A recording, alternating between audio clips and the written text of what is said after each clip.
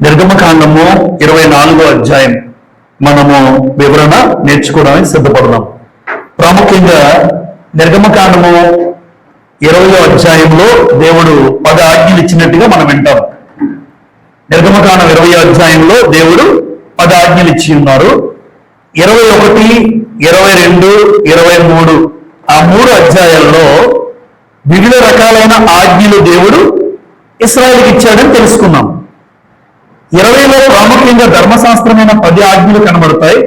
మిగిలిన 3 అధ్యాయాలలో రకరకాల ఆజ్ఞలు, మనుషులుగా ఇశ్రాయేలు ఎలా జీవించాలో దేవుడు కొన్ని ఆజ్ఞలు వారికి ఇచ్చారు. అలా ఉంటే అది వారికి మేలు అని దేవుడు తెలియజేశాడు. అయితే ఈ రోజున నిర్గమకాండం 24వ అధ్యాయంలో ఏముంది? నిర్గమకాండం 24వ అధ్యాయంలో ఏముందంటే, లేదా దీని ఉద్దేశం ఏంటంటే, దేవుడు చూడండి, దేవుడు ఇచ్చిన నిబంధనను ఇశ్రాయేలీయులు అంగీకరించిన సందర్భం. అంటే ఈ ముందు అధ్యాయంలో ఏదైతే చెప్పబడ్డదో 20, 21, 22, 23 రకరకాల ఆజ్ఞలు ఇచ్చాడు దేవుడు. ఆ ఆజ్ఞలు ఇచ్చిన దేవుడు ఆ నిబంధన ఇశ్రాయేలు ఏమనుకున్నారంటే, మేము ఆ నిబంధన ఏం చేస్తాం? అంగీకరిస్తున్నాము.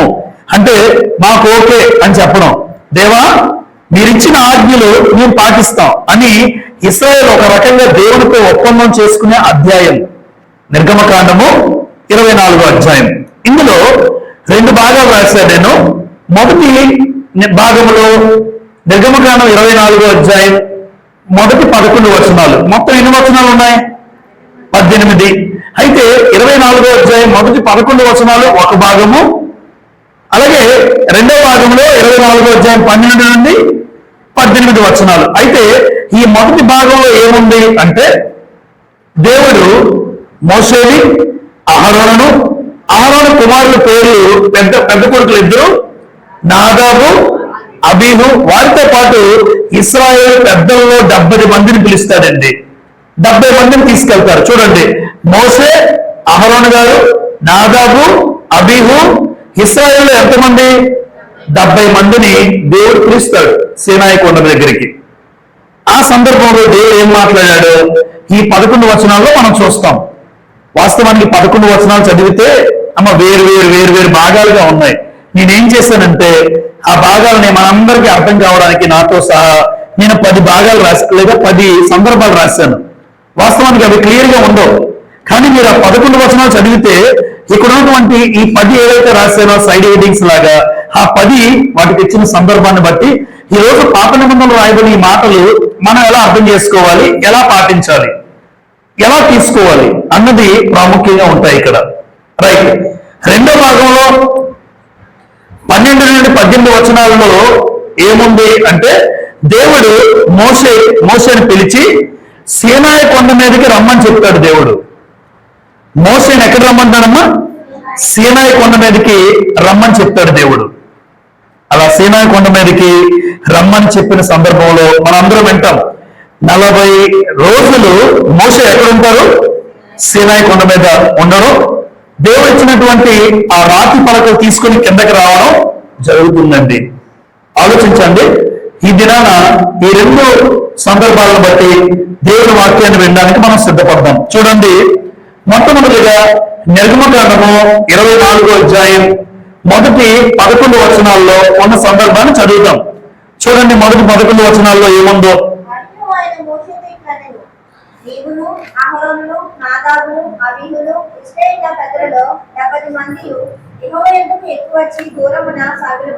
చూడండి, మరియు ఆయన మోషేతో ఇట్లనెను, నీవు అంటే ఎవరు? మోషే గారు. మోషే, అహరోను గారు, నాదాబు, అబీహు, ఇశ్రాయేలు పెద్దల్లో 70 మంది యెహోవా యొద్దకు ఎక్కి వచ్చి దూరమున సాగిలపడుడి. 2వ వచనం, మోషే మాత్రం యెహోవాను సమీపింపవలెను, వారు సమీపింపకూడదు. అందరూ జాగ్రత్త వినండి. బాగా చేశాను.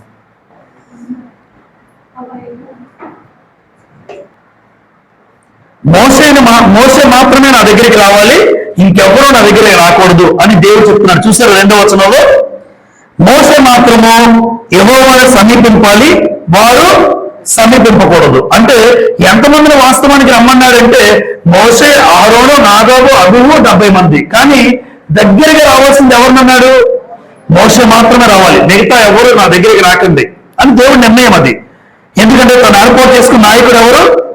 మోషే. నువ్వే నా దగ్గరికి రా, మిగతా వాళ్ళు నా సమీపానికి రాకూడదు, కాకపోతే ఆ సీనాయి కొండ దగ్గరికి రమ్మని చెప్పు అని మోషేకి చెప్పాడండి దేవుడు. ఇక్కడ సాగిలపడుడి అనే మాట మనం చూస్తున్నాం. సాగిలపడుడి చూడండి, సాగిలపడుట అంటే అర్థం ఏంటంటే సందర్భంలో మొక్కడం, దేవునికి మొక్కుట, సేవించుట, ఆరాధించుట, నేల మట్టుకు. అబ్రహాము గారి జీవితాన్ని మీరు చూసినప్పుడు ఆదికాండం 18వ అధ్యాయంలో ఏముంటుంది?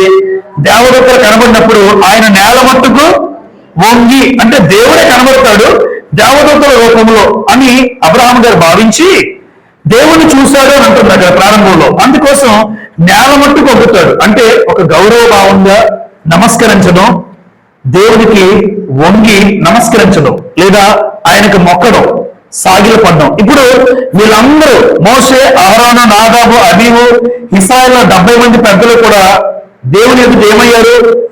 సాగిలపడ్డారు. అంటే దేవుణ్ణి ఒక రకంగా మొక్కుతున్నాం, నమస్కరించడం, ఆయన గౌరవించడం, దేవునికి లోబడడం, దేవుని సేవించడం అన్న భావం మనకు వినబడుతుంది. లేదా దాని అర్థం అదే. చదువుదాం, 3వ వచనం చదువుతాను. మోషే వచ్చి యెహోవా మాటలన్నిటినీ, విధులన్నిటినీ ప్రజలతో వివరించి చెప్పెను. ప్రజలందరూ యెహోవా చెప్పిన మాటలన్నిటి ప్రకారము చేసిదమని ఏక శబ్దముతో ఉత్తరమిచ్చిరి. చూసారమ్మా, మోషే వచ్చి అక్కడ ఏమన్నారు చూడండి 3వ వచనంలో, యెహోవా మాటలన్నిటినీ, విధులన్నిటినీ ప్రజలతో వివరించి చెప్పాడట. ఇప్పుడు మోషే వచ్చి చెప్పింది ఆయన సొంత మాటల, దేవుని మాటలన్నాడా? అక్కడ గమనించాలి. అంటే యెహోవా మాటలు అని రాయబడింది. యెహోవా మాటలు అంటే మోషే చెప్పినా, మోషే నీ సొంత మాటలు నువ్వు చెప్పదు ఎప్పుడు కూడా. నేనే మాటలైతే నీకు చెప్తున్నానో ఆ మాటలే ప్రజల దగ్గరికి వెళ్ళి చెప్పు అంటే మోషే కూడా అదే గ్రహించాడండి. ఎప్పుడు సేవకుడినైనా నా సొంత మాటలు నేను చెప్పకూడదు. దేవుని గ్రంథంలో దేవుడు ఎలా చెప్పమంటే మొహమాటం లేకుండా చెప్పేస్తే అంతే. ఎవరో ఏదో అనుకుంటారని, ఎవరో బాధపడతారని సేవకుడు ఎప్పుడు ఉండకూడదు. ఎందుకంటే వాక్యం విషయంలో ఎప్పుడు మొహమాటం ఉండకూడదు. దేవుని మాటలు ఉన్నట్టుగా చెప్పాల్సిందే. అవి ఒకళ్ళు గుచ్చుకుంటాయి, ఒకరికి సంతోషాన్ని ఇవ్వచ్చు, ఒకళ్ళు బాధ పెట్టచ్చు, ఒకళ్ళు మార్పు కోసం దేవుడు మాట్లాడచ్చు. అందుకే ఎప్పుడు యెహోవా మాటల్ని ఏమంటాడంటే దేవుడు నువ్వు ప్రజలకు చెప్పేసే. అయితే ఆ ప్రజలందరూ ఏమి చేశారు చూడండి, యెహోవా చెప్పిన మాటలన్నిటి ప్రకారం చేసిదమని ఏక శబ్దంతో దేవునికి ఏం చేశారు? ఉత్తరం ఇచ్చారు. అంటే ఏ మాటలైతే మోషే ప్రకటించాడో, ఏ మాటలైతే దేవుడు చెప్పమన్నాడో ఆ మాటలు చెప్పిన మోషే ఎదుట, అయ్యా మేము ఒప్పుకుంటున్నాం, నువ్వు ఏదైతే చెప్పావో దాని ప్రకారం మేము చేస్తామని ఏక శబ్దం అంటే అందరూ ఒకే మాట. అంటే ఒకరు కూడా నో కాదు, అందరూ ఎస్ఏ. అయ్యా నువ్వేం చెప్తే చేస్తాం. ఇక్కడ నా ఉద్దేశం ఏంటంటే దేవుని మాటలు ఎప్పుడు చెప్పాలమ్మా సేవకుడు ఎవరైనా. దేవుని మాటలు కాకుండా ఈరోజు చూడండి దేవుని గ్రంథానికి కొన్ని కలుపుతారు. వాస్తవానికి గ్రంథంలో లేని సందర్భాలు కూడా కలిపి చెప్పేవాళ్ళు ఉంటారు.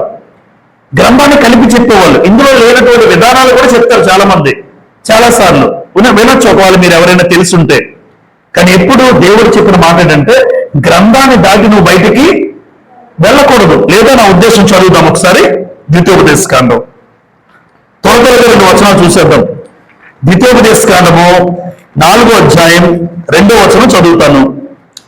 మీ దేవుడు యెహోవా ఇచ్చిన ఆజ్ఞలను మీకు ఆజ్ఞాపించుచున్నాను, వాటిని గైకొనుట యందు నేను మీకు ఆజ్ఞాపించిన మాటతో దేనిని కలపకూడదు, దానిలోని దేనిని. అంటే దేవుడు ఏం చెప్పాడంటే ఏది కలపొద్దు, ఏది తీసేయొద్దు. దేవుడు ఏం చెప్పాడో అది చెప్పేసే. ఏ సేవకుడైనా సేవకులందరికీ ఒక హెచ్చరిక. ఒకవేళ నువ్వు దేవుని యొక్క సన్నిధిలో మాటలు చెప్పడానికి సిద్ధపడినప్పుడు దేవుడు ఏం చెప్పాడో గ్రంథంలో అది చెప్తే చాలు.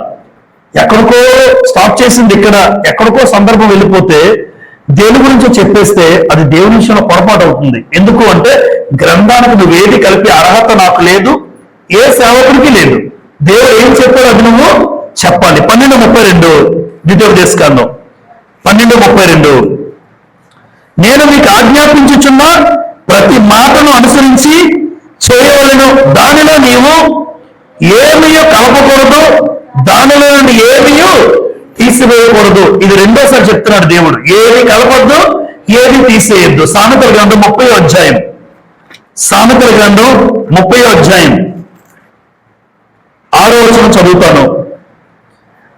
30వ అధ్యాయం 6వ వచనం. ఆయన మాటలతో ఏమియు చేర్చకము, ఆయన నిన్ను గద్దించునేమో, అప్పుడు నీవు అబద్ధికుడు అవుతావు. అంటే ఆయన మాటలతో చేర్చమన్నాడా వద్దన్నాడా? అంటే దేవుడు చెప్పిన మాటలకి ఎవరు కూడా సాహసించి ఆ మాటలకి ఏది కలుపుదామన్న ఆలోచన ఎప్పుడు రాకూడదు ఏ సేవకుడికి కూడా. మోషే కూడా అదే చెప్తున్నాడు. మోషే ఏమన్నాడు? యెహోవా మాటలు అన్నాడు. దేవుడు ఏ మాటలు అయితే అందించాడో ఆ మాటలు చెప్పాలి. అయితే మత్తయి సువార్త 15వ అధ్యాయంలో, మత్తయి సువార్త 15వ అధ్యాయంలో యేసు ప్రభువు వారు మాట్లాడుతున్న మాట ఏంటంటే చూడండి. మత్తయి సువార్త 15వ అధ్యాయం 7 నుంచి 9 కలిపి ఉన్నాయి. అందులో చూడండి ఏమన్నారో, ఈ ప్రజలు తన పెదవులతో నన్ను గణపరచుదురు గాని వారి హృదయం నాకు దూరముగా ఉన్నది. తర్వాత మనుషులు కల్పించిన పద్ధతులు దైవోపదేశములని బోధించచ్చు. అమ్మ, మనుషులు కల్పించిన పద్ధతులు ఎలా చెప్తారట? దేవుడే చెప్పాడు, దేవుడే ఉపదేశించాడు అన్నట్టు మాట్లాడతారు కొంతమంది. అంటే మనుషులు కల్పించిన పద్ధతులు. ఇప్పుడు చూడండి, ఏవైనా పండగలు కానీ ఏవైనా ఉద్దేశాలు కానీ ఉంటే దేవుడు ఖచ్చితంగా గ్రంథంలో రాయించును. కొన్ని చెప్పలేనివి ఆచరిస్తున్నామంటే ఒకవేళ దేవుడు చెప్పలేనివి కూడా నువ్వు కలుపుతున్నావేమో, దేవుడు రాయించలేనిది కూడా నువ్వు చెప్తున్నావేమో. అవి మనుషులు కల్పించిన పద్ధతులు. కానీ ఎలా ఉంటాయట? దేవుడే చెప్పాడు, దేవుడే ఉపదేశించాడని చేస్తుంటారు వాళ్ళు. అలాంటివి మీరు అని చెప్పి ఏమన్నాడు యేసు? వారు నన్ను వ్యర్థముగా ఆరాధిస్తున్నారు. అంటే మనుషులు కల్పించిన పద్ధతులు, దేవుడు చెప్పింది కాకుండా మిగతాది ఎవరు ఏది చేసినా అది వ్యర్థం అన్నాడు యేసు ప్రభు. వ్యర్థం. నీ సొంత నిర్ణయాలు, నీ సొంత ఉద్దేశాలు ఒకవేళ నీ జీవితంలో ఉండొచ్చేమో, కానీ దేవుని గ్రంథం దగ్గరికి వచ్చేసరికి సంఘంలో కానీ దేవుని మాటలు చెప్తున్నప్పుడు ఎప్పుడు ఒళ్ళు దగ్గర పెట్టుకొని దేవుడు ఏదైతే చెప్పమన్నాడో అదే చెప్పాలి. కొరింథీయులకు రాసిన 2వ పత్రిక, కొరింథీయులకు రాసిన 2వ పత్రిక 2వ అధ్యాయం, కొరింథీయులకు రాసిన 2వ పత్రిక 2వ అధ్యాయం 17వ వచనం చూడండి. ఇట్టి సంగతులకు చాలిన వాడెవడు? మేము దేవుని వాక్యమును కలిపి చెరిపెడు అనేకుల వలె ఉండక. అమ్మ, దేవుని వాక్యాన్ని కలిపి చెరిపేస్తారా? రాయబడిన మాట. అనేకులు ఏం చేస్తారంటే దేవుని వాక్యానికి కొంత కలుపుతారు వాళ్ళవి. అలా కలపడం వల్ల దేవుని వాక్యం ఏమవుతుందంటే చెడిపోతుంది అన్నారు అక్కడ. చూడండి, మేము దేవుని వాక్యమును కలిపి చెరిపెడు అనేకుల వలె ఉండక అన్నాడు. మేము అలా అంటే పౌలు అనుకుంటున్నాడు, అయ్యా నీ వాక్యానికి ఎప్పుడు మేమేమీ కలపకూడదు. కలిపితే మా దేవుని వాక్యానికి ఏది కలిపినా చెడిపోద్ది, దేవుని వాక్యం పాడైపోద్ది. అంటే దేవుని వాక్యం చెడిపోద్ది అన్న ఉద్దేశం ఏంటంటే దేవుని వాక్యానికి ఎవరు ఏది కలిపినా దేవుడు ఏ ఉద్దేశంతో చెప్పాలనుకున్నాడో ఆ ఉద్దేశం నెరవేరదు. చెడిపోద్ది అంటే ఉద్దేశం అది. దేవుని వాక్యానికి ఎవరు సొంత నిర్ణయాలు కలిపినా దేవుడు ఏదైతే మనకు అందించాలని, దేవుడు ఏదైతే మన జీవితాల్లో నెరవేర్చబడాలని ఆలోచించారో ఆ ఉద్దేశం మన జీవితాల్లో నెరవేర్చబడదు. అది మనం పొందుకోలేము. అందుకే దేవుని వాక్యాన్ని అనేక మంది చెరిపేస్తున్నారు.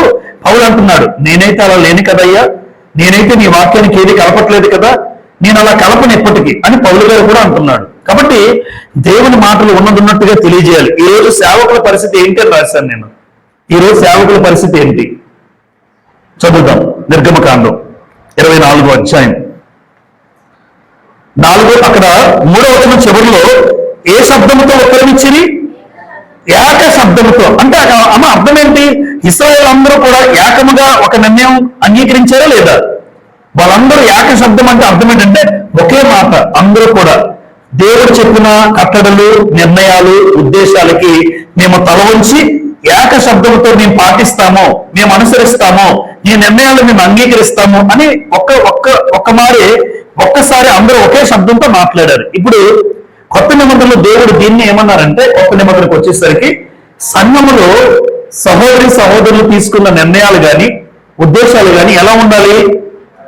ప్రతి ఒక్కరు ఏ మనసు ఉండాలి అంటే గ్రంథాన్ని బట్టి ఎవరైనా నిర్ణయం చెప్తున్నప్పుడు ఆ నిర్ణయానికి కట్టుబడి ఉండాలి. చెప్పే వ్యక్తి గ్రంథాన్ని బట్టి చెప్తే నేను పాటించాలి. అంతేగాని ఈ రోజు ఎలా ఉన్నాయంటే సంఘాలు చెప్పింది ఒకటి, నేను దానికి ఒప్పుకో ఉంటారు కొంతమంది. అందుకే కొన్ని సంఘాలు విడిపోతూ ఉంటారు. ఎందుకంటే వాళ్ళు మా నిర్ణయాలను గౌరవించలేని, వాళ్ళు వాస్తవానికి దేవుడి గురించి ఆలోచించరు. వాళ్ళు మా నిర్ణయాలకు హర్ట్ అవుతారు, హర్ట్ అయ్యారు అంటాడు. మేము హర్ట్ అయ్యామండి, అందుకోసం సంఘం నుంచి వేరైపోతున్నాం, మాదొక బ్యాచ్. అందుకే పౌలు గారు తిట్టారండి. పౌలు తిట్టారు. పౌలు ఎవడు, అపోల్లో ఎవడు, పేతురు ఎవడు అని మాట్లాడతాడు. ఎందుకు? వీళ్ళందరూ ఎవరు పరిచారకులు? దేవుడి పరిచారకులు, దేవుడే. అంతేగాని నాకంటే ఒక బ్యాచ్ ఉండకూడదు, పలానా సహోదరుడికి సేవకులకు ఒక బ్యాచ్, అలా బ్యాచ్ల వారిగా మారిపోకూడదు. ఈరోజు చాలా మంది అలాంటి పేర్లు పెట్టుకుని బ్యాచ్లుగా మారిపోయి అక్కడికి వెళ్తే వీళ్ళు రారు, వీళ్ళు అక్కడికి రారు, వాళ్ళు అక్కడికి రారు. ఒకటే సంఘం, దేవుడు ఒకడే. కానీ ఒక మనిషికి గౌరవం ఇవ్వచ్చు, కానీ మనిషి ఆరాధించే స్థాయికి ఎప్పుడు ఏ మనిషి ఏ సేవకుడికి పెట్టకూడదండి. సేవకుడు గౌరవం ఇవ్వాలి, కానీ సేవకుడు దేవుడి స్థానంలో ఉండకూడదు. ఆయన చెప్తేనే వస్తాం, ఆయన ఉంటేనే వస్తాం, మాది మేము అక్కడికి రాము, మేము ఎక్కడికి రాము అంటే పౌలు అంటున్నాడు. ఎవరు చెప్పినా దేవుని వాక్యమే, ఎవరు చెప్పినా దేవుని వాక్యమే. అయితే దేవుని వాక్యం ఉన్నట్టుగా చెప్తున్నారా లేదా అన్నది కావాలి.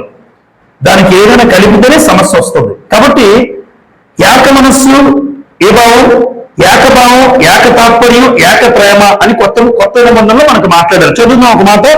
ఫిలిప్పీ పత్రిక 2వ అధ్యాయం, ఫిలిప్పీలకు రాసిన పత్రిక 2:2లో, ఫిలిప్పీ 2:2లో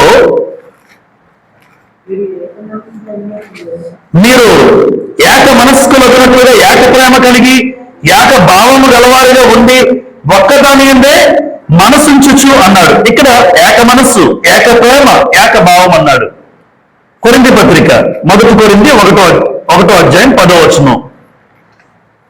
1 కొరింథీ 1వ అధ్యాయం 10వ వచనం. సహోదరులారా, మీరందరూ ఏక భావముతో మాట్లాడవలననియు మీలో కక్షలు లేక ఏక మనస్సుతోనూ ఏక తాత్పర్యముతోనూ మీరు సముద్రై ఉండవలననియు అన్నాడు. ఇక్కడ అంటే ఒకటేనండి, ఆ రోజు ఏక శబ్దముతో వాళ్ళందరూ దేవుని మాటలు అంగీకరించారు ఇశ్రాయేలీయులు. ఈ రోజు కొత్త నిబంధనలో ఆ శబ్దం ఏంటి అంటే మనందరము కూడా ఏక మనసు ఉండాలి, సంఘానికి ఏక భావం ఉండాలి, ఏక తాత్పర్యం ఉండాలి, ఏక ప్రేమ. ఇదంతా దేన్ని సూచిస్తుంది? ఐక్యతను సూచిస్తుంది. సహోదరులు ఐక్యత కలిగి నివసించుట ఎంత మేలు, ఎంత మనోహరం అంటాడు 133వ కీర్తన ప్రారంభ వచనంలో. అంటే ఐక్యత ఉన్న చోట ఆశీర్వాదం ఉంటుంది. అమ్మ, కుటుంబం ఐక్యతగా ఉంటే ఆ కుటుంబం ఆశీర్వాదంగా ఉన్నట్టు. కుటుంబంలో ఐక్యత కుటుంబానికి ఆశీర్వాదం, సంఘంలో ఐక్యత సంఘానికి ఆశీర్వాదం. అందుకే ఏక శబ్దంతో ఇశ్రాయేలు అంగీకరించారు. ఈరోజు కొత్త నిబంధన సంఘం కూడా ఇలా ఉంటే మీ సంఘము ఎప్పటికీ ఐక్యతగానే ఉంటుంది. ఐకమత్యమే ఏమంటారు సామెత? అమ్మ, ఐకమత్యమే మహాబలం. ఒక్కరుంటే ఇబ్బంది, కానీ నలుగురుంటే ఎవరు వస్తారు మన మీదకి? ఎవరు రారు. మనమే కొట్టుకుంటే ఎదుటి వారికి చులకనైపోతాం. నెంబర్ 4, నిర్గమకాండం 20వ అధ్యాయం.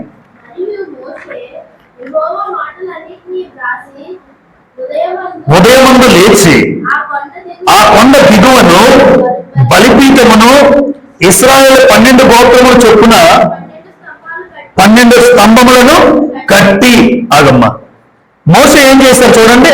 ఆ కొండ దిగువను ఏం కట్టారమ్మా? బలిపీఠమును అన్నాడు. ముందు ఏం కట్టారు? బలిపీఠం.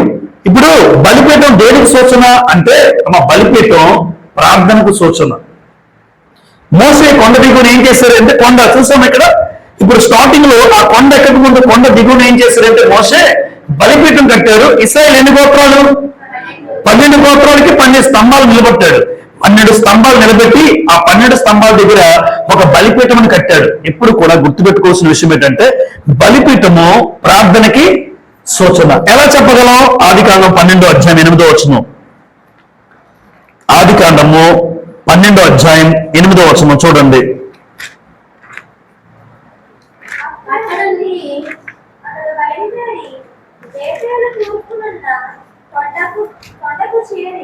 పడమటున్న బేతేలుకును తూర్పునున్న హాయికిని మధ్యలో గుడారం వేసి అక్కడ చూడండి పైన యెహోవాకు బలిపీఠమును కట్టి యెహోవా నామమున, అంటే బలిపీఠం కట్టడం దేనికి సూచన?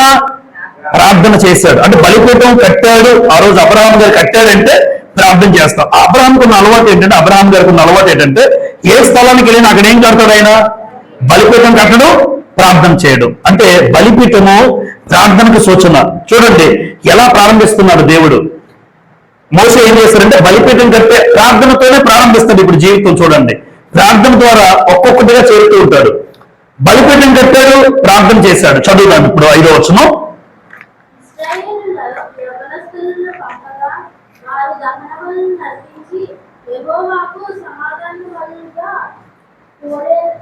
కోడెలను వధించిరి. ఇశ్రాయేలు యవ్వనస్తులను పంపగా వారు దహన బలులను అర్పించి యెహోవాకు సమాధాన బలులుగా కోడెలను వధించిరి. అప్పుడు మోసే వాటి రక్తంలో సగం తీసుకుని పల్లెములలో పోసి ఆ రక్తంలో సగం బలిపీఠం మీద ప్రోక్షించెను.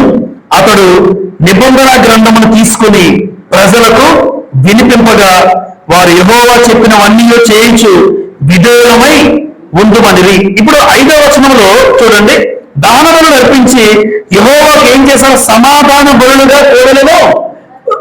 చూడండి, బలిపీఠం తర్వాత వాళ్ళు దహన బలులు ఏం చేశారు? అర్పణ. ప్రార్థన తర్వాత ఏం ప్రారంభించారు? అర్పణ. ప్రార్థన చేసిన తర్వాత అర్పణ ఉండాలి. అంటే అర్పణ దేనికోసం అంటే అర్పించబడితేనే నీవు అంగీకరించబడతావు. ఎప్పుడు అర్పణ లేకుండా పాత నిబంధన కాలంలో పాపం చేసిన వాడు దేవుడు అంగీకరించాలంటే ఏం చేసేవారు? ఒక గొర్రె పిల్లని గాని ఒక మేక పిల్లని గాని తీసుకొచ్చి దేవుని సన్నిధిలో దాన్ని అర్పించేవారు. అంటే అర్పణ ఒక రకంగా ఆ మనిషి దేవుని ఎదుట అంగీకరించబడతాడు. ఇప్పుడు ప్రార్థన చేశాడు మోసే, వెంటనే యవనస్తులందరూ వచ్చారు. కొంతమంది యవనస్తులు వచ్చి ఆ పని త్వరగా చేయడానికి మోసే చెప్పాడు, యవనస్తులారా రండి, ఇప్పుడు దానబలు అర్పించండి అన్నాడు. అర్పణ అర్పించబడితేనే అంగీకరించబడతావు. ఈరోజు మనందరి కోసం మేకపిల్ల, గొర్రెపిల్ల పాత నిబంధన, కొత్త నిబంధనలో ఎవరు అర్పణ అయ్యారు? అది అంటే ప్రతి దానికి కూడా అందరికీ అర్థమవ్వాలనే ఉద్దేశంతో కొత్త నిబంధన కనెక్ట్ చేసుకుంటూ మనం చదవాలి. పాత నిబంధన చదువుతున్నామంటే ఏదో పాత నిబంధనలో జరిగింది కదా అనే ఉద్దేశం కాదు. పాత నిబంధన బట్టి కొత్త నిబంధనలో నేను ఎలా ఉండాలి, నా గురించి ఏమి రాయబడ్డాయి, నేను ఎలా బ్రతికితే బాగుంటుంది. కాబట్టి అర్పణ ఆ రోజు అంగీకరించబడ్డావు. ఈ రోజు నేను అంగీకరించబడ్డానికి కారణం నా గొప్పతనం కాదు, నా శక్తి కాదు, నా బలం కాదు, నేనేదో గొప్పని కాదు, మనమేదో గొప్పని కాదు. క్రీస్తు ప్రభు ఉన్నాడు గనుక, ఆయన రక్తం పెట్టాడు, రక్తం చిందించాడు గనుక, ఆయన నీ కోసం నా కోసం అర్పణగా అయ్యాడు కనుక దేవుడు నిన్ను అంగీకరించాడండి. ఈరోజు మనం అంగీకరించదు, వాస్తవానికి అంగీకరించే అర్హత మనకి లేదు. కానీ దేవుడు నన్ను ఎందుకు అంగీకరించాడు అంటే నీకు నాకు మధ్య ఒక ఆయన అర్పణ అయిపోయాడు, బలైపోయాడు. ఎఫెసీ పత్రిక 5వ అధ్యాయం, ఎఫెసీలకు రాసిన పత్రిక 5వ అధ్యాయం. ఈ మాట అర్పణ అని చక్కగా రాయబడుతుందండి అక్కడ. ఎఫెసీ 5వ అధ్యాయం 2వ వచనం చదువుతాను. క్రీస్తు మిమ్మల్ని ప్రేమించి పరిమళ వాసనలో ఉండుటకు మన కొరకు తన్ను తాను దేవునికి అర్పణముగాను బలిగాను అప్పగించుకొనెను. చూసారా, క్రీస్తు ఎవరిని ప్రేమించారు? ఎవరిని ప్రేమించారు? మనల్ని ప్రేమించాడు, లోకాన్ని ప్రేమించాడు. వాళ్ళందరి కోసం ఆయన ఏమైపోయాడు? దేవునికి ఒక అర్పణ అయిపోయాడు. ఆయన ఒక బలి అయిపోయాడు. తన ప్రాణం పెట్టాడు. ఆయన ప్రాణం పెట్టాడు, మనకు ప్రాణం పోశాడు, మన ఆత్మకు జీవం పోశాడు. ఆలోచించండి, క్రీస్తు ప్రభు నా కోసం అర్పణ అయిపోయాడు. పాత నిబంధనలో అర్పణ దేవుని బలి అంగీకరించబడుతున్న ఆ వ్యక్తి కొత్త నిబంధనలో క్రీస్తు ప్రభు మన కోసం అర్పణగా బలిగా అప్పగించబడ్డాడండి. మన కోసం అర్పణ అయిపోయాడు. నెక్స్ట్, అర్పించబడిన తర్వాత పరిస్థితి ఏంటో చదువుదాం. 24వ అధ్యాయం 6వ వచనం. అప్పుడు మోసే వాటి రక్తంలో సగం తీసుకుని పల్లెములో పోసి ఆ రక్తంలో సగం బలిపీఠం మీద ఏం చేశాడు? ఏ బలిపీఠం అయితే ముందు కట్టాడో ప్రార్థన చేసిన మోసే అర్పించినటువంటి గొర్రెపిల్ల రక్తమో మేకపిల్ల రక్తమో తీసుకొచ్చి ఈ బలిపీఠం మీద ఏం చేశాడమ్మా? ప్రోక్షించడం అంటే జల్లటం. ఆ రక్తాన్ని తీసుకొచ్చి బలిపీఠం మీద ప్రోక్షిస్తే యెహోవా దేవుడు దాన్ని అంగీకరించాడు. ఆ వ్యక్తి అంగీకరించబడతాడు. 7వ వచనం. అతడు నిబంధన గ్రంథమును తీసుకుని ప్రజలకు వినిపింపగా వారు యెహోవా చెప్పినవన్నీ చేయించు విధేయమై ఉండుమనిరి. అక్కడ ఒక మాట నేను చెప్పడం చూడండి. ఒక మాట 6వ వచనంలోనే సమాధానం అన్నాడు. చూడండి, అర్పించబడితే ఏం ఏర్పడుతుందమ్మా? అర్పణ అంగీకరించబడితే ఏమొస్తుంది? ఆ రోజు పాపం చేసిన వ్యక్తి బలి అర్పిస్తే ఆ వ్యక్తికి దేవునికి మధ్య సమాధానం. ఇప్పుడు క్రీస్తు ప్రభు బలైపోయాడు, అర్పణగా ఆయన అర్పించబడ్డాడు. ఇప్పుడు దేవుడికి నీకు మనకి ఏమొచ్చింది? సమాధానం అండి. మరొక వచనం చదువుదాం కొత్త నిబంధనలో. రోమీలకు రాసిన పత్రిక 5వ అధ్యాయం చూడండి. రోమీలకు రాసిన పత్రిక 5వ అధ్యాయం మొదటి వచనం చదువుతాను. కాబట్టి విశ్వాసం మూలమున మనం నీతిమంతులుగా తీర్చబడి మన ప్రభువైన యేసుక్రీస్తు ద్వారా దేవునితో సమాధానము. ఎవరి ద్వారా దేవునితో సమాధానం? యేసు ప్రభు ద్వారా. 10వ వచనం, ఏలయనగా శత్రువులమై ఉండగా ఆయన కుమారుని మరణము ద్వారా మనము దేవునితో సమాధానపరచబడిన ఎడల సమాధానపరచబడిన వారమై అన్నాడు. 11, అంతేకాదు మన ప్రభువైన యేసుక్రీస్తు ద్వారా మనము దేవుని యందు అతిశయపడుచున్నాము. ఆయన ద్వారానే మనం ఇప్పుడు సమాధాన స్థితి పొంది ఉన్నాం. అంటే అర్పణ అంగీకరించబడింది. ఈరోజు మనందరి కోసం అర్పణైన వ్యక్తి ఎవరు? ప్రభు అయిన ఆయన అర్పణ అయ్యాడు. నీకు దేవునికి ఏం ఏర్పడింది? సమాధానం. పాత నిబంధనలో అర్పణ, ఆ వ్యక్తికి దేవునికి సమాధానం. కొత్త నిబంధనలో క్రీస్తు ప్రభు యొక్క అర్పణ మనకి దేవునికి మధ్య సమాధానం. లేదంటే దేవుడు మనతో మాట్లాడు, దేవుడు మనతో ఉండే పరిస్థితి లేదు. క్రీస్తు ప్రభు ఒక అర్పణ లేకపోతే దేవుడి దగ్గరికి వెళ్ళే అవకాశం లేదు. మనకి నరకానికి వెళ్ళాల్సిన స్థితి. ఆలోచించండి, మనందరం నరకానికి వెళ్ళాలి, కానీ నరకానికి వెళ్ళడం ఇష్టం లేక దేవుడు తన ప్రియ కుమారుని బలి అర్పించి, నాన్న నువ్వు బలైపోతేనే ఇగో నేను ప్రేమించిన ఈ పిల్లలందరూ నా దగ్గరికి వస్తారు. నువ్వు గాని ప్రాణం పెట్టకపోతే వాళ్ళందరూ నరకానికి వెళ్ళిపోతారు. మనం నరకాన్ని తప్పించి ఆయన ప్రాణం పోశాడు. ఆ ప్రాణ త్యాగం, ఆ కలవరి శిలువలో బలైపోయాడు. ఇది నిజంగా ఆయన పెట్టిన అర్పణ దేవునికి నాకు సమాధానాన్ని ఏర్పాటు చేసింది. నిర్గమకాండం 24వ అధ్యాయం. ఇప్పుడు ఎప్పుడైతే సమాధానం అయిందో, సమాధానం అయిన తర్వాత ప్రజల దగ్గరికి వచ్చిన మోషే నిబంధన వాక్యాలు ఏం చేశాడమ్మా? వినిపించడం మొదలు పెట్టాడు. అంటే దేవుని వాక్యం వాళ్ళకు వినిపించాలి. ఇప్పుడు దేవుని వాక్యం చెప్పాలి. ఇప్పుడు చూడండి, మోషే ఇశ్రాయేలుకు నిబంధనలు ఎలా ఉండాలో తెలియజేస్తున్నాడు. అంటే ప్రార్థన చేసుకున్నాం, అర్పణ అర్పించారు, దేవునికి మీకు ఏమేర్పడింది? సమాధానం ఏర్పడింది. ఇప్పుడు మీరు ఎలా ఉండాలంటే, ఒక్కసారి సమాధానం వచ్చిన తర్వాత మరలా మీరు పాపంలో పడిపోకూడదు. అంతే కదమ్మా. రక్షణ పొందిన నేను మరలా పాపంలో పడిపోకూడదు, మరలా పాపం చేయకూడదు. అంటే ఏం తెలియాలి? నీ ఎదుట నేను పాపం చేయకుండానట్లు నా హృదయములో నీ వాక్యము 119లో చెప్తున్నా, నా హృదయంలో నీ వాక్యం నీ ఎదుట పాపం చేయకుండా. ఎందుకు అంటే ప్రార్థన చేసుకుని అర్పణ అర్పించి సమాధానం పడిన తర్వాత కూడా పాపం చేస్తే ఎలా? అందుకోసం మోషే నిబంధన వాక్యం తీసుకొచ్చాడు. మధ్యలో ఇశ్రాయేల్ అందరికీ వినిపింపజేస్తున్నాడు. ఇగో ఇందులో ఏముందో, దేవుడు ఏం చెప్పాడో, ఆయన చట్టం ఏంటో, ఆయన విధి విధానాలు ఏంటో, ఆయన ఆజ్ఞలు ఏంటో, ఏం చేయాలో ఏం చేయకూడదో, ఎలా బ్రతకాలో ఎలా ఉండాలో తెలియజేశాడండి. ఇది వింటుంటే నెహమ్యా గ్రంథంలో ఎజ్రా చేసిన పని గుర్తొస్తుంది. ఎజ్రా ఎవరు? శాస్త్రి. ఎజ్రా ఒక శాస్త్రి, ధర్మశాస్త్రాన్ని బాగా ఎరిగినవాడు. అలా ఎరిగినటువంటి ధర్మశాస్త్రం ఎరిగిన శాస్త్రి అయిన ఎజ్రా గారు నెహమ్యా గారి కాలంలో ఇశ్రాయేల్ అందరికీ కూడా ఈ మోషే ఎలాగైతే ఇశ్రాయేల్కి వాక్యం చెప్పాలని నిల్చున్నాడో, చదువుదాం ఒక మాట ఎజ్రా గురించి కూడా. చూడండి, నెహమ్యా గ్రంథం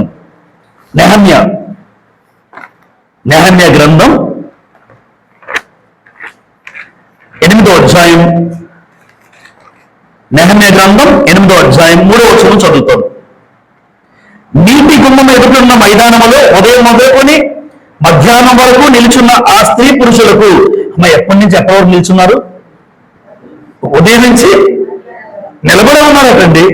ఉదయం నుంచి మధ్యాహ్నం వరకు నిల్చున్న ఆ స్త్రీ పురుషులకును తెలివితో వినగల వారికి అందరికీ చదివి వినిపించుచూ వచ్చెను. ఆ జనులందరూ ధర్మశాస్త్ర గ్రంథమును శ్రద్ధతో ఎంత అద్భుతం, శ్రద్ధతో విన్నారట. ఎప్పుడు దేవుని వాక్యం ఎలా వినాలి? శ్రద్ధతో వినాలి. దేవుని వాక్యం దగ్గరికి వచ్చినప్పుడు ఏదో విన్నాను కదా వినకూడదమ్మా.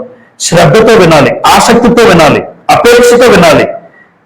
8వ వచనం, ఇటీవలనే వారు దేవుని గ్రంథమును స్పష్టంగా చదివి వినిపించి జనులు బాగుగా గ్రహించినట్లు దానికి అర్థము చెప్పిరి. జనులందరూ ధర్మశాస్త్ర గ్రంథపు మాటలు విని ఏడవ మొదలు పెట్టగా, ఎందుకు ఏడుస్తున్నారయ్యా?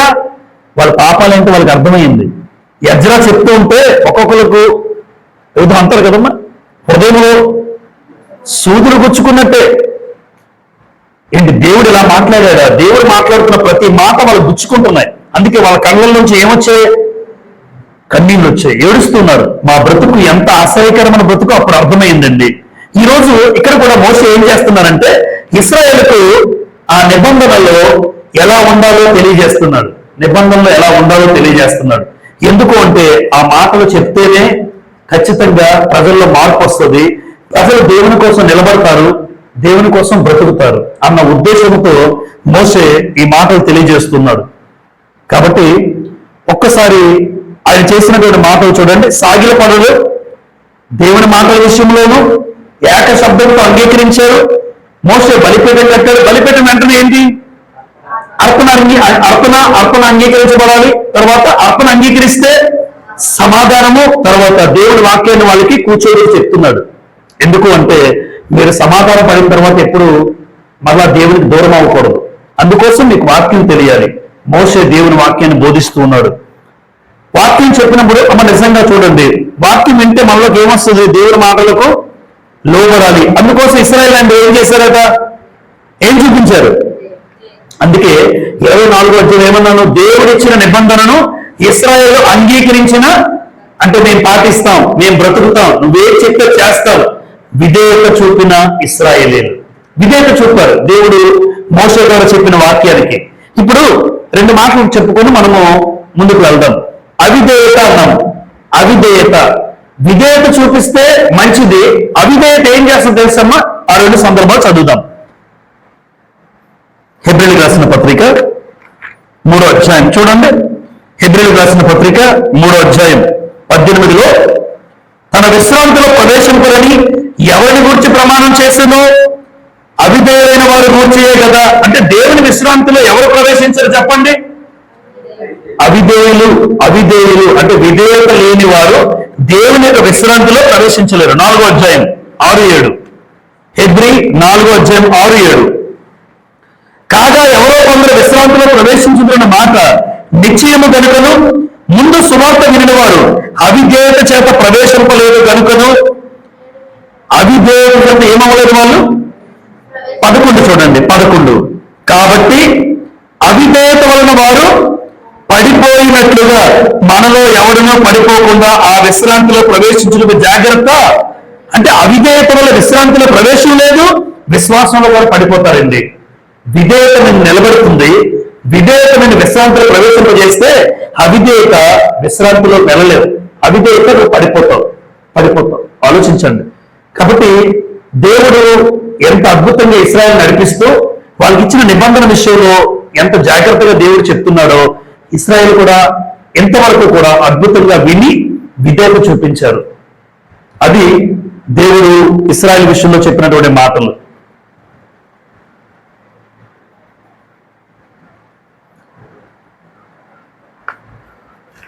మళ్ళా మనం 2వ భాగానికి 24వ అధ్యాయంలో 8వ వచనం చదువుకుందాం. చూడండి, నిర్గమకాండము 24వ అధ్యాయం 8వ వచనం. అప్పుడు మోషే రక్తమును తీసుకొని ప్రజల మీద ప్రోక్షించి, ఇదిగో ఈ సంగతులన్నిటి విషయమై యెహోవా మీతో చేసిన నిబంధన రక్తము, అండర్లైన్ చేసుకుందాం, నిబంధన రక్తము అని ఇదే అని చెప్పాను. అక్కడ మోసే రక్తాన్ని తీశారు. ఆ రక్తాన్ని తీసుకొని ఏం చేశాడు? ఆయన ప్రజలందరి మీద ఏం చేశాడమ్మా? అందరి మీద ప్రోక్షించాడు. ఈ రక్తాన్ని ఏమని అన్నాడంటే మోసే గారు, ఇదే నిబంధన రక్తము. ఇప్పుడు పాత నిబంధనలో మోసే ఏ రోజైతే ముందుగా అర్పణ అర్పించాడు, అర్పణ అర్పించిన తర్వాత ఆ బలిపీఠం మీద రక్తాన్ని ప్రోక్షించాడు. ఇప్పుడు ప్రజలందరి మీద కూడా రక్తాన్ని ప్రోక్షించి ఏమంటున్నాడంటే ఆయన, ఇదే యెహోవా మీ కొరకు ఏర్పాటు చేసిన నిబంధన రక్తము. సేమ్ ఇదే మాట కొత్త నిబంధనలో కూడా చూస్తాం మనం. అయితే ఇది పాత నిబంధనలో మోసే ప్రకటించిన ఆ ప్రోక్షించిన రక్తాన్ని నిబంధన ఎలా అయితే అన్నాడో, ఎందుకు నిబంధన అన్నాడు?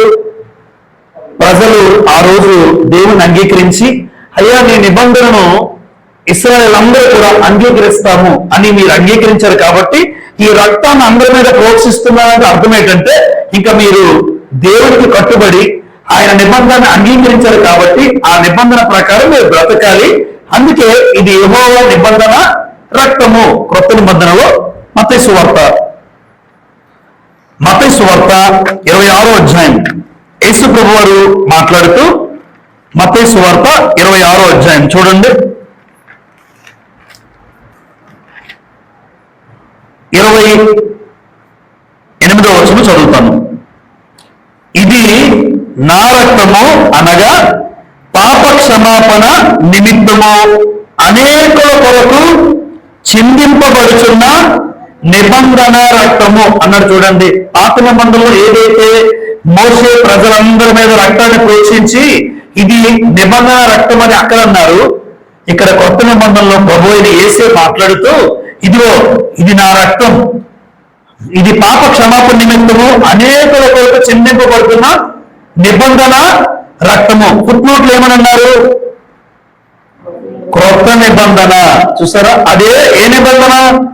అది పాత నిబంధన. మోసే ఆ రక్తం ప్రోక్షించింది, అది పాత నిబంధన.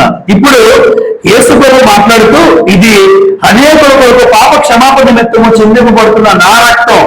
ఈ నా రక్తాన్ని ఏమన్నాడంటే ఇది క్రొత్త నిబంధన. అంటే ఆ రోజు పాత నిబంధనలో ఇశ్రాయేలు దేవుని మాటలకు కట్టుబడి బ్రతకాలని అంగీకరించిన పద్ధతి ఆ రోజు మనం చూస్తాం.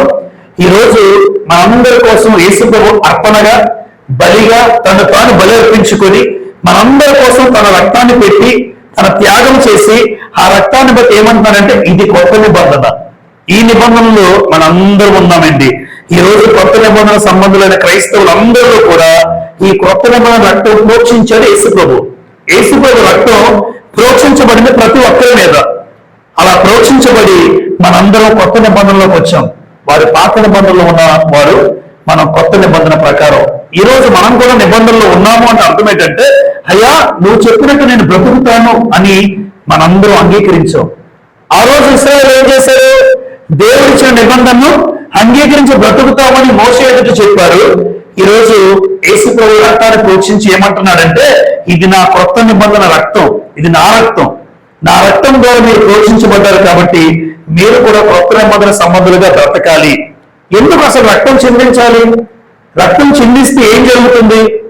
రక్తం చిందించకుండా ఏమవ్వదు అంటే హెబ్రీ పత్రిక 9వ అధ్యాయం, హెబ్రీలకు రాసిన పత్రిక 9వ అధ్యాయం 22వ వచనం చూడండి. హెబ్రీ 9:22లో మరియు ధర్మశాస్త్ర ప్రకారము సమస్త వస్తువులను రక్తము చేత ఏమవుతాయి? చూసారా అమ్మ, రక్తం సమస్తాన్ని ఏం చేస్తుందమ్మా? శుద్ధి చేయబడుననియు రక్తము చిందింపకుండా పాప క్షమాపణ కలగదనియు సామాన్యంగా చెప్పవచ్చు. అంటే రక్తం చిందించకుండా ఒక మనిషి శుద్ధుడు కాలేడు, రక్తం చిందింపకుండా పాప క్షమాపణ ఉండదు. ఎంత బాగా చెప్పాడండి హెబ్రీ గ్రంథకర్త. నిజమే, రక్తం చిందించకపోతే పాత నిబంధనలో ఆ భక్తులు అర్పించిన అర్పణ అంగీకరించబడదు. రక్తం చిందకపోతే ఈరోజు యేసు ప్రభువే మనందరి కోసం 6 గంటలు కల్వరిలో కఠినమైనటువంటి భయంకరమైన శిక్ష పొందుకొని ఆఖరి రక్తబొట్టు వరకు కూడా కారుతూ ఉంది శిలువ మీద.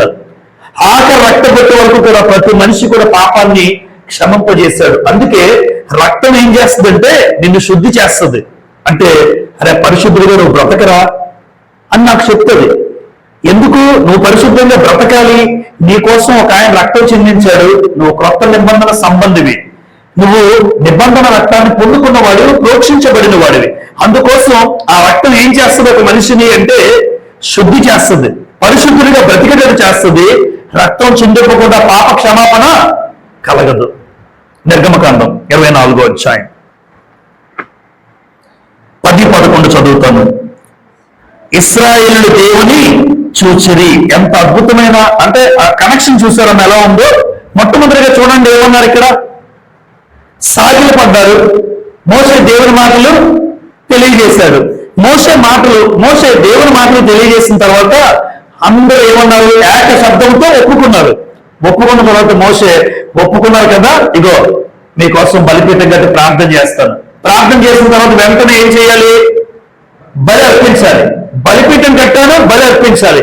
అర్పణ అంగీకరిస్తాడు దేవుడు. అర్పణ అంగీకరించబడింది దేనికోసం అనుకుంటున్నారు? మీకు దేవునికి మధ్య సమాధానం ఉంటుంది. ఆ సమాధానం మీరు పొందుకున్న తర్వాత దేవుని వాక్యాన్ని బట్టి మీరు నడుచుకోండి. అందుకోసం మోషే నిబంధన వాక్యాలు చెప్పడం ప్రారంభించాడు. అందుకే అన్నాను, వాక్యం హృదయంలో ఉంటే ఏం చేయము? పాపం చేయము. ఇప్పుడు ఏ వాక్యం అయితే మోషే వెలిపింపజేశాడో వాళ్ళ వాక్యానికి ఏం చూపించారు? విధేయత చూపించారు. అలా విధేయత చూపించిన తర్వాత మరొకసారి రక్తం ప్రోక్షించబడిన వ్యక్తి ఎలా ఉండాలో చెప్పాడు.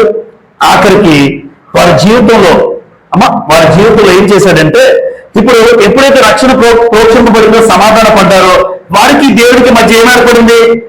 సమాధానం ఏర్పడింది, నిబంధన ఏర్పడింది. ఇప్పుడు వాళ్ళు దేవుడిని చూడగలరు. అందుకే చూడండి 10వ వచనం, ఇశ్రాయేలీయులు దేవుని చూచిరి, ఆయన పాదముల కింద నిగనిగలవాడు నీలమయమైన వస్తువు వంటిదియు ఆకాశ మండలపు తేజము వంటిదియు ఉండెను. ఆయన ఇశ్రాయేలులో ప్రధానులకు ఏ హానియు చేయలేదు. ఎంతమంది ప్రధానులు వచ్చారు? 70 మంది. మోషే, అహరోను, నాదాబు, అబీహు, ఇశ్రాయేలు పెద్దల్లో 70 మంది. ఎవరు కూడా ఏమీ చేయలేదు. ఎందుకు చేయలేదు చెప్పండి? ఆల్రెడీ వారు సమాధాన పడ్డారు. ఎవరితో? దేవునితో. ఇంత ప్రక్రియ జరిగిన తర్వాత అందుకే దేవుడు వారికి ఏ హాని ఎందుకు చేయలేదు? డైరెక్ట్ గా అయితే హాని కలిగేదే, కానీ మధ్యలో బలిపీఠం కట్టి ప్రార్థన చేసి నిబంధన రక్తం ప్రోక్షింపజేసి అర్పణ అర్పించి సమాధాన పడ్డ వారిని చూసిన దేవుడు వారిని ఏమీ చేయలేదండి. ఏ హాని వారి మీదకి రాలేదు. అక్కడ దేవుని చూశారని అన్నారు. వాస్తవానికి ఎవరు దేవుని దర్శనం కనబడినా దేవుడు చూసినట్టుగా గ్రంథంలో మాట్లాడతారు. దేవదూత కనబడినా దేవుడు కనబడినట్టుగానే ఒక మహిమ, ఒక తేజస్సు, ఒక ఆకాశ మండలంలో గొప్ప తేజస్సు వచ్చిన దేవుడు కనబడినట్టుగానే గ్రంథం మాట్లాడతారు తప్ప ఎవరు దేవుడు చూడలేదండి. గ్రంథంలో రాయబడిన మాట అది. దేవుడును ఎవరు ఎప్పుడు ఎన్నడూ చూచి ఉండలేదు, చూడనేరరు. యోహాను సువార్త 1వ అధ్యాయం, దానికి సంబంధించిన మాటలు చదువుదాం. యోహాను సువార్త 1వ అధ్యాయం, యోహాను సువార్త 1వ అధ్యాయం 18 చదువుతామా? ఎవడును, యోహాను 1:18, ఎవడును ఎప్పుడైనను దేవుణ్ణి చూసారా? యోహాను ఎలా కన్ఫర్మ్ చేశారు? ఎవరు ఎప్పుడు దేవుణ్ణి చూడలేదు, తండ్రి రొమ్మున ఉన్న అద్వితీయ కుమారుడే ఆయనను బయలుపరచను. అంటే దేవుని ఎవరు ఎప్పుడు చూడలేదు. యోహాను సువార్తలో ఉన్నాం గనక 5:37 కూడా చదివేద్దాం. 5:37, యోహాను సువార్త 5:37. మరియు నన్ను పంపిన తండ్రియే నన్ను గురించి సాక్ష్యం ఇచ్చుచున్నాడు. మీరు ఏ కాలమందైనను ఆయన స్వరము వినలేదు, ఆయన స్వరూపము చూడలేదు. ఆయన స్వరం వినలేదు, ఆయన స్వరూపము చూడలేదు. మరి దేవుడు మాట్లాడేది కొన్నిసార్లు ఉంటుంది కదా గ్రంథంలో. దేవదూత మాట్లాడిన తెచ్చిన సమాచారం ఎవరిదే? దేవుడిదే. సమాచారం దేవుడిదైతే దేవదూత మాట్లాడినా దేవుడే మాట్లాడినట్టుగా మాట్లాడతారు గ్రంథం. ఎందుకు? దేవదూత ఓన్గా చెప్పట్లే, దేవదూత చెప్పింది ఎవరిది? ఇప్పుడు నేను చెప్తున్న మాటలు నా వల్ల ఇప్పుడు మీరేమంటే దేవుడు మాట్లాడాడు అంటాం. ఎందుకు? ఈ మాటలన్నీ ఎవరివి? ఆయన కనుక. మధ్యవర్తులు మాత్రం ఉంటారు అంతే. ఆ రోజు దేవదూత, ఈ రోజు దైవజనులు, సేవకులు ఉండొచ్చు. కానీ పలికింపబడుతున్న మాటలు మాత్రం ఎవరివి? దేవుడే నాతో మాట్లాడాడండి అంటాం మనం. దేవుడు మాట్లాడా? దేవుని స్వరం వినలేదు, కానీ దేవుడు మాటలు చెప్తుంది ఎవరైనా దేవుడు మాట్లాడినట్టుగా మాట్లాడుతుంటారు. రైట్. తిమోతికి రాసిన మొదటి పత్రిక 6:16 కూడా చదువుదాం. తిమోతికి రాసిన మొదటి పత్రిక 6:16.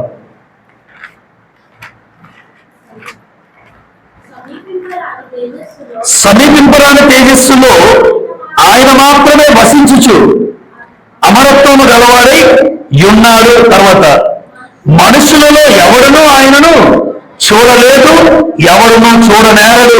అబ్బా, తిమోతి కూడా చెప్తున్నారు, పౌలు చెప్తున్నారు తిమోతి గారికి. అంటే యోహాను చెప్పిన సందర్భం చూస్తాం. పౌలు గారు కూడా ఏమంటారు? మనుషుల్లో ఎవడునూ ఆయనను చూడలేదు, చూడనేరడు. చూసిన వాడు బ్రతకడు. అందుకే మోషే చూడాలంటాడు. మోషేకి ఏమని కోరిక కలిగింది? యెహోవా, దేవా నిన్ను చూడాలనిపిస్తున్నా, నువ్వు నన్ను చూస్తే బ్రతకం అన్నాడు దేవుడు. నిర్గమకాండం 33వ అధ్యాయంలో వెళ్ళేసరికి మనం చూస్తాం అక్కడ ఆ 33వ అధ్యాయంలో ఉంటుంది. మోషే, నువ్వు నన్ను చూస్తే బ్రతకు, అయినా నువ్వు కోరుకున్నావు కాబట్టి నా వెనక భాగాన్ని చూస్తావు అంటాడు. నా వెనక పార్శ్వాన్ని చూస్తావు, నువ్వు డైరెక్ట్ గా నన్ను చూస్తే నువ్వు బ్రతకలేవు. చూసారా? కాబట్టి ఇశ్రాయేలు దేవుని చూసిన సందర్భం. రెండో సందర్భం వెళ్ళిపోతాం. చిన్న సందర్భమే, ఇది త్వరగా ముగించబడుతుంది. దేవుడు మోషేని ఎక్కడ రమ్మన్నారు?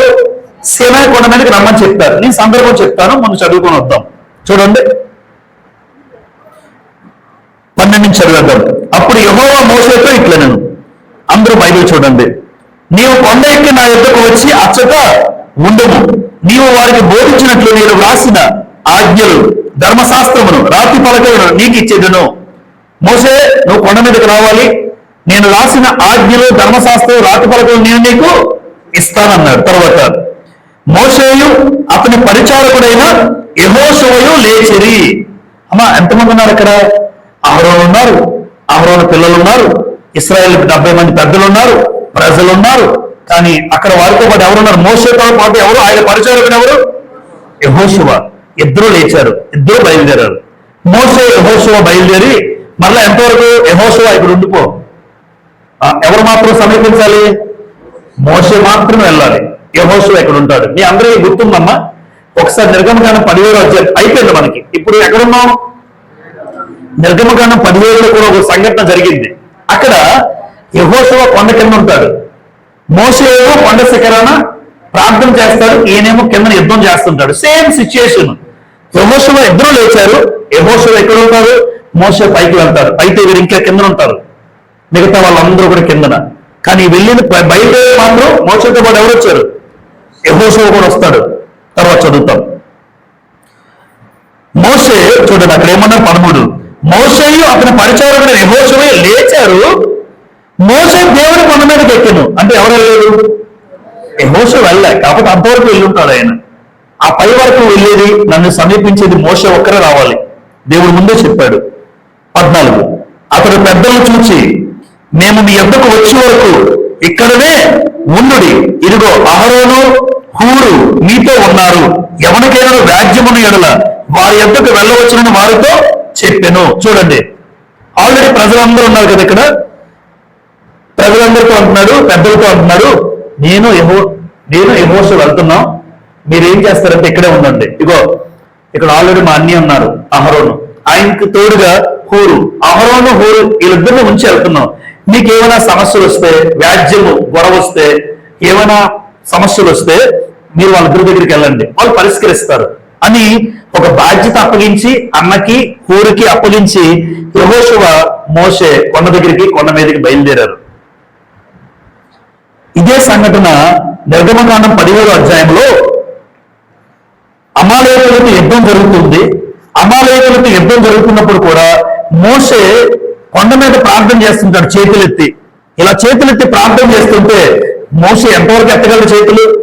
ఒక పక్క అహరోను పట్టుకున్నాడట, ఒక పక్క హూరు, వాళ్ళిద్దరే ఉన్నారు.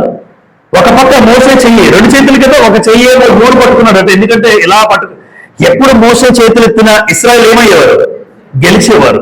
మోషే కనుక చేతులు దించారు అనుకోండి, ఓడిపోయేవారు. చేతులు ఎత్తడం దేనికి సంబంధించింది అంటే ప్రార్థన. 141వ కీర్తన 2వ వచనం చూడండి. తర్వాత 141వ కీర్తన 2వ వచనంలో చేతులు ఎత్తుట ప్రార్థన చేయుట అంటాడు. అక్కడ చేతులు ఎత్తడం ప్రార్థనకి సూచన.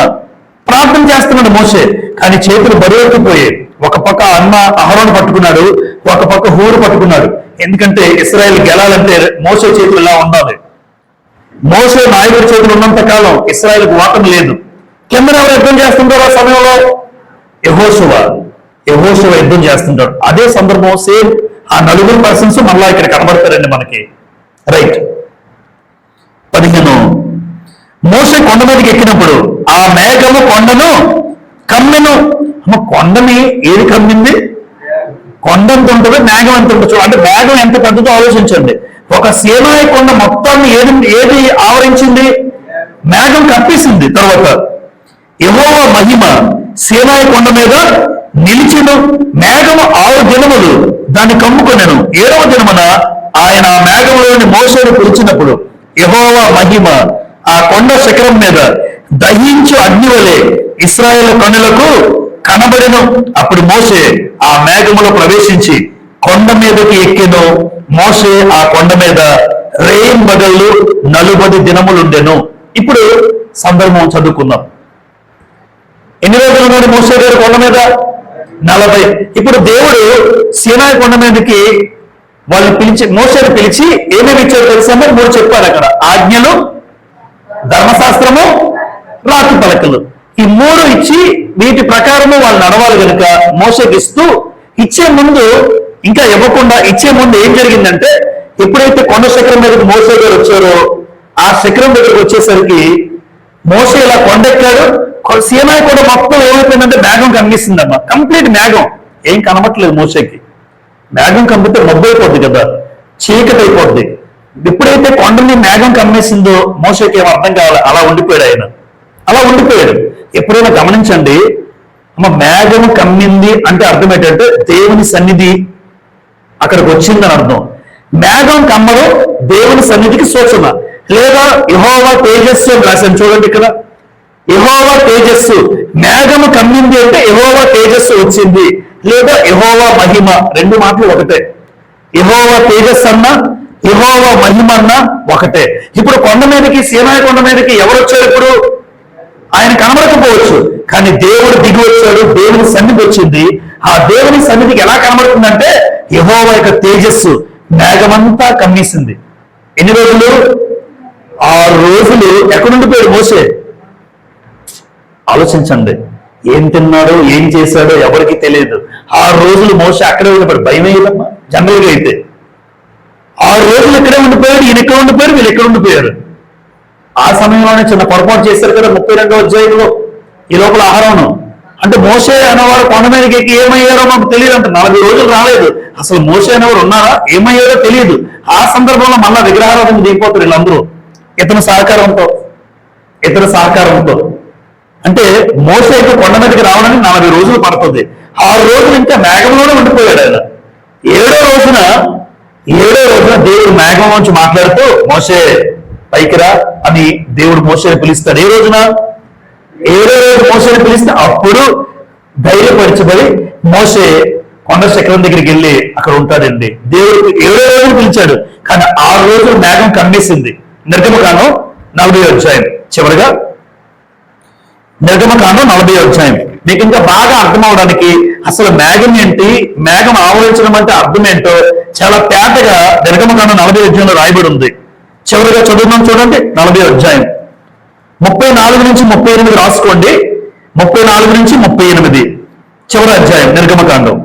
అప్పుడు మేఘము ప్రత్యక్ష గుడారమును కమ్మగా యెహోవా తేజస్సు మందిరమును, చూసారా? అంటే మేఘం వచ్చిందంటే ఏ తేజస్సు వచ్చినట్టు?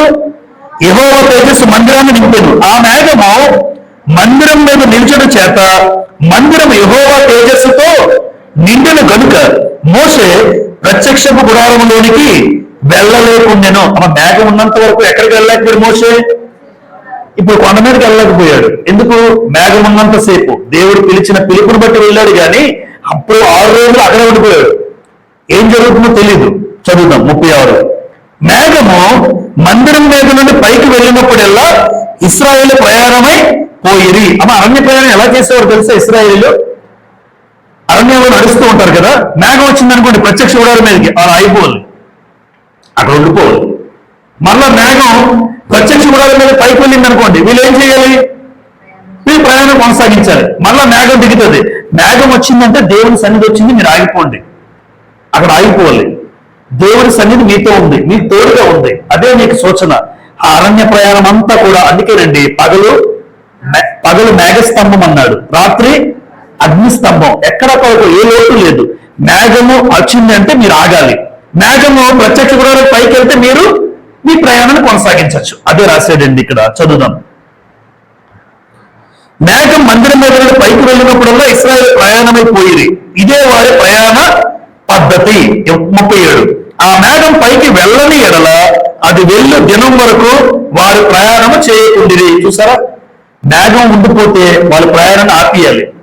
మేఘం పైకి వెళ్తే ప్రయాణం కొనసాగించాలి. 38.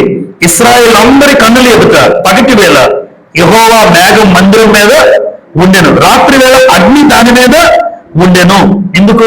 వాళ్ళ ప్రయాణంలో ఎక్కడ ఇబ్బంది పడకూడదు. అంటే మేఘము అనగానే దేవుని సన్నిధి, యెహోవా తేజస్సు, యెహోవా మహిమ. అయితే ఆ మేఘము కొండ శిఖరాన్ని ఎలా కనబడిందంటే మోషే గారికి, ప్రజలందరికీ ఎలా కనబడింది? ఇక్కడ కొండ మీద చిన్న, చూడండి మనకు వెలుగు కనబడుతుంది, చూస్తుంటారు, ఏదో చిన్న జ్యోతి కనబడుతూ ఉంటుంది.